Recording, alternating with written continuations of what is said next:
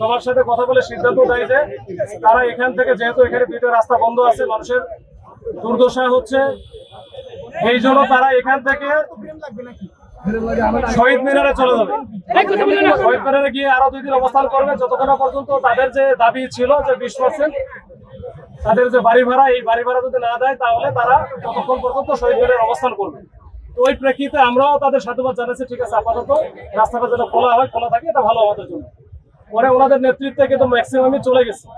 আপনারা দেখেছেন যে কিছু অংশ তারা এখানে আবার রয়ে গেল। আমরা ওখানে দিয়ে আসার পরে তাদের সাথে কথা বললাম, কি ব্যাপার আপনাদের যে লোকজন এখনো এখানে রয়ে গেল।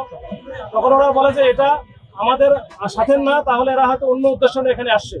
আমরা যারা ডাক দিয়েছি, আমরা যারা আসছি, তারা সবাই এখানে চলে আসছি।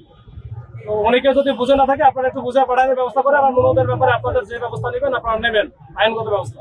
তো আমরা আসার পরে আপনারা দেখেছেন যে আমরা 10 মিনিটের মধ্যে সময় দিয়েছি তাদেরকে, যে তারা এখান থেকে সরে চলে যায় শহীদ মিনারে।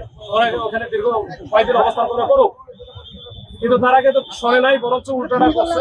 যখন আমরা যখন সরানোর চেষ্টা করছিলাম, আমাদের সাথে ধস্তাধস্তি করার চেষ্টা করছে, তখন আমরা কিন্তু তাদেরকে ডিসপাস করেছি।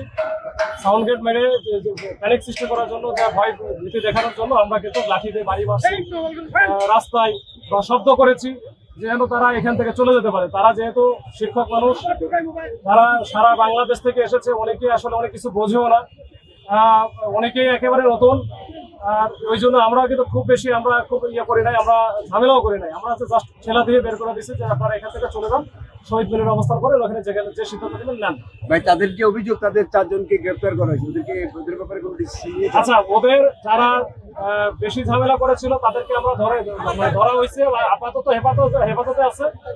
তাদের ব্যাপারে তারা যেহেতু শিক্ষক মানুষ, অন্য কোনো বিষয় না থাকলে আমরা এটা পরে আমরা ওদের সাথে, নেতাদের সাথে কথা বলে আমরা ছেড়ে দিই।